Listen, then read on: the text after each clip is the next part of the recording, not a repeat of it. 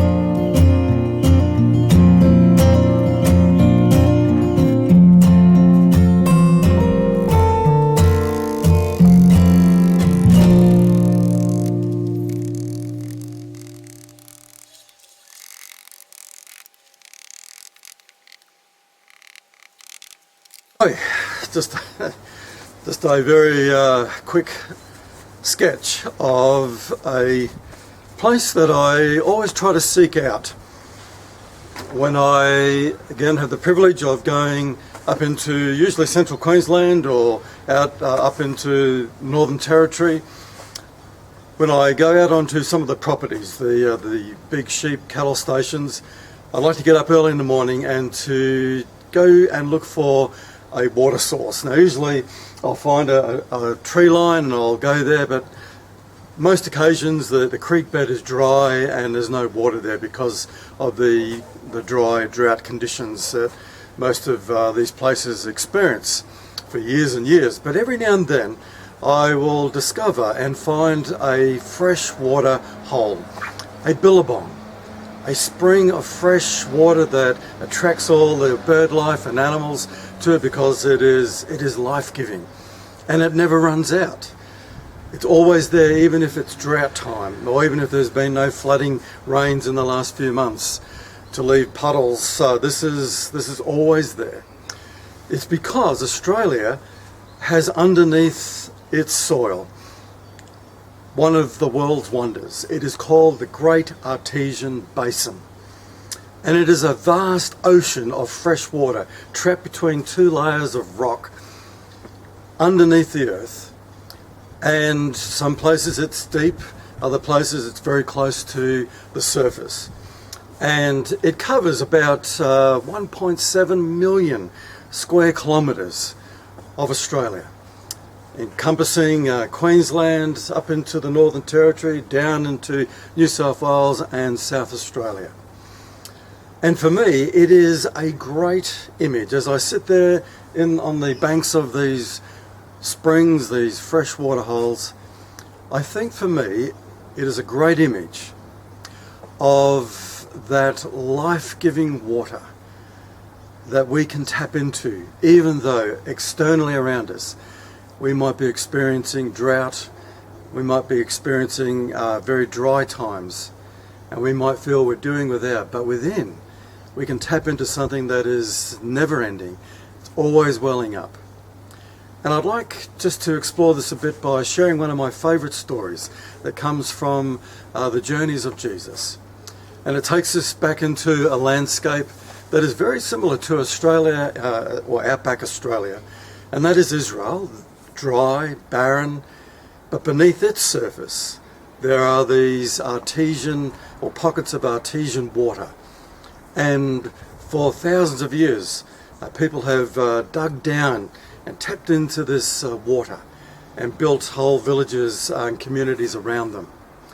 And in this story, Jesus is at one of these wells, and he meets a woman called the Samaritan woman. We don't know her name. We just know where Jesus is and where she is, which is Samaria. And it tells us straight away that Jesus is ignoring all of the cultural taboos, disregarding those great divides that in his society were set up to keep people apart, that weren't one of us. Insiders and outsiders didn't mix, especially with foreigners. And it kept men and women apart. It kept the clean and the unclean apart. And yet Jesus, who was the embodiment of the presence of God and the love of God, just ignored all that because he was reaching out to people irrespective of who they were and where they lived. And in this case, it was this woman. And he engages in this conversation, which I'm just going to summarize it. Very fascinating to look at it carefully, but in this case, I just want to say that the woman starts off by bringing up all of the things that divide them. You're a Jewish man and a rabbi at that, and you're talking to me, a hated Samaritan woman. What's going on here? And anyway, we worship differently. You worship in this place and we worship here. Which one's right? And Jesus just bypasses that and goes to what they have in common. First of all, they have a thirst. He's there, he's thirsty, it's midday, it's hot, he's been travelling, and he says, "Can you please give me a drink of water from this well?" And she's thirsty, she's there also to draw water. And she probably has a container that's bigger than this, but looks a little bit like this, where she's drawing water to quench her thirst. But Jesus uses this occasion at the well, at the Billabong, if I can use that word, in Israel, to talk about a different kind of thirst.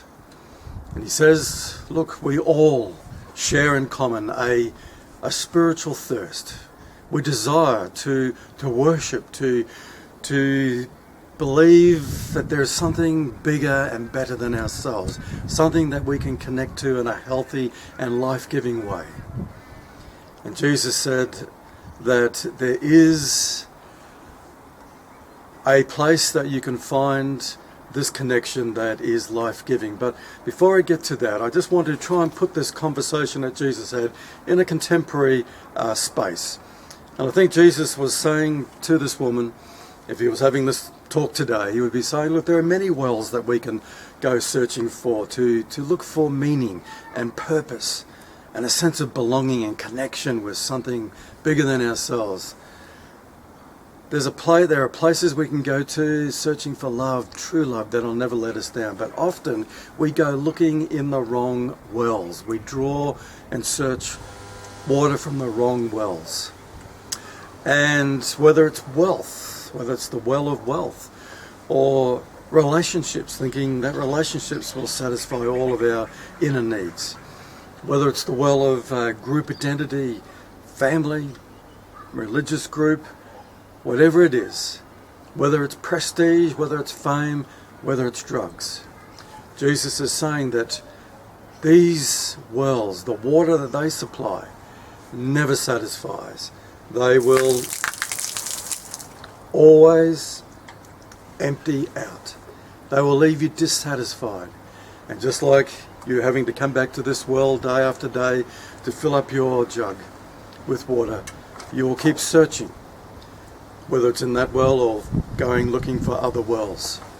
But Jesus said to this woman, there is another well. It's within us. And it provides living water because it's coming from a very different source. And it wells up within you, and it can satisfy and meet our deepest needs in that spiritual search that we're all engaged in. And even if the landscape around us is dry and barren and disappointing and difficult, you can keep tapping into that well and it will never let you down. So we'll find that as you drink from that well, it keeps giving. You don't need to be wealthy. In fact, you could be living in scarcity and you can go to that source, and you can not only find your own inner needs met, but you can actually ask for your physical needs to be met, because that well is God. And He will meet all of our needs, inner and outer. And because that source is God, it means whatever relationship we're in or not in, we will find a love that will satisfy, that will never let you down, that will always be forgiving and nurturing and life-giving. It will always be there.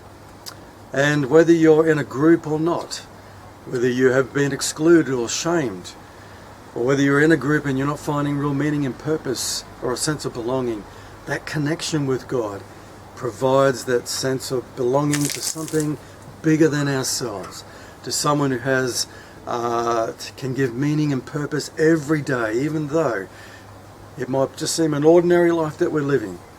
We can tap into that inner well that is life-giving. I could keep going on all day with this. I wish it was wine, actually.